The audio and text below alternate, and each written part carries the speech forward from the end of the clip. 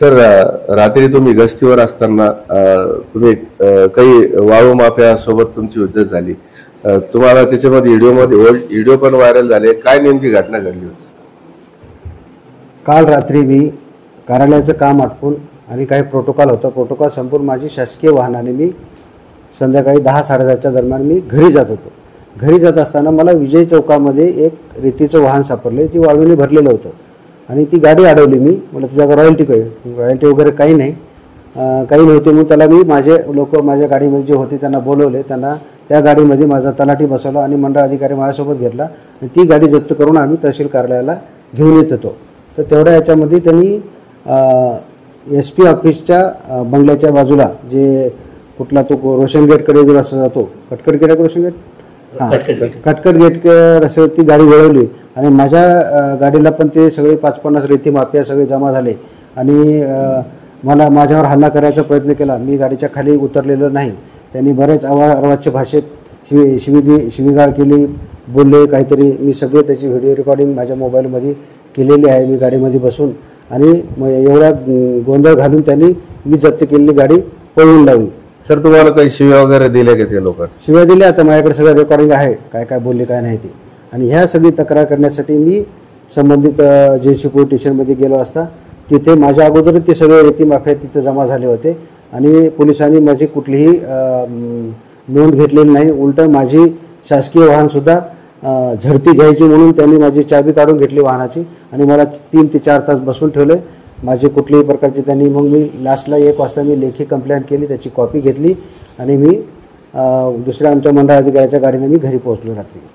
वाळू माफिया काही तुमच्यावर हल्ला करण्यास तयारी होते? ते कशी तयारी? 100% हल्ला करायच्या तयारीत होते. ते त्यांच्या बोलण्यावर वाटत होतं. ते काही कोणी शुद्धीवर नव्हतं. त्यांचे सगळे एकमेकाला काय भाषा वापरत होते ती म्हणजे मी सांगू शकत नाही अशी. त्यामुळे सुखरूप मी घरी पोहोचलो हेच माझ्यासाठी. आता तुम्ही या संदर्भामध्ये जिल्हाधिकारी काही सोडणार नाहीये. यांच्यावर गुन्हे दाखल केल्याशिवाय मी चूप बसणार नाही आणि यापुढे माझी कारवाई चालूच राहणार आहे.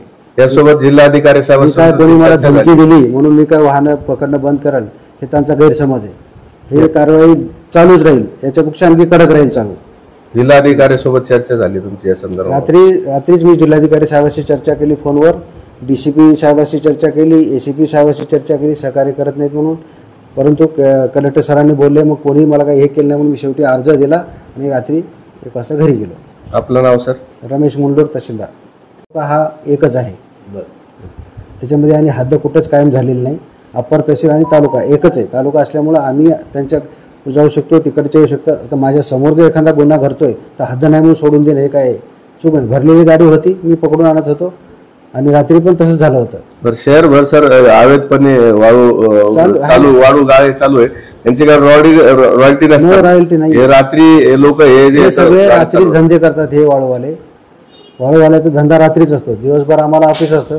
आम्ही काय रात्री जास्त फिरू शकत नाही. आठवड्यातून 1 दिवस देऊ शकतो, दररोज तर आम्ही नाही फिरू शकत. प्रत्येकाला बाकी तहसीलदाराला जुमानत नाहीत तर बाकीच्यांना जुमानाचा विषयच नाही आहे. बाकी मंडळ अधिकाऱ्याच्या हे सरळ अंगावर गाड्या घालतात. शिवीगाळ वगैरे मारहाण ते आता किरकोळ झालं असं म्हणायची वेळ आली. संदीप पवार का आरोप है आपके ऊपर कि आपने उनको गन बताया बोल के उनका ऐसा कहना है? मेरे पास कोई भी गन नहीं थी, रात को कुछ भी नहीं था. गन है मेरे पास, घर पे थी. कल गाड़ी में कुछ भी नहीं था, मेरे पास भी कुछ नहीं था और गाड़ी अभी भी पुलिस स्टेशन में है. के ऊपर से लिए गाड़ी मेरे को समझ में नहीं आया अभी तक. संबंधित वाळू जे तस्कर जे आता तुमच्या समोर येऊन तुम्हाला धमकी देत होते, त्याच्यामध्ये संदीप पवारचं नाम पुढे येते. त्याच्यावर पवारच आहे तो मेन, तो पोलीसवाला आहे. तो म्हणतो मी स्वतः पोलीसवाला आहे, माझं काय होत नाही म्हणून. आपल्याकडून काय भूमिका घेणार आहे? मी आता वरिष्ठाला कळवल काय होईल. वरिष्ठाला कळव. तुम्ही आज लेखी आता पत्र तयार करतो, पाठवतो लेखी.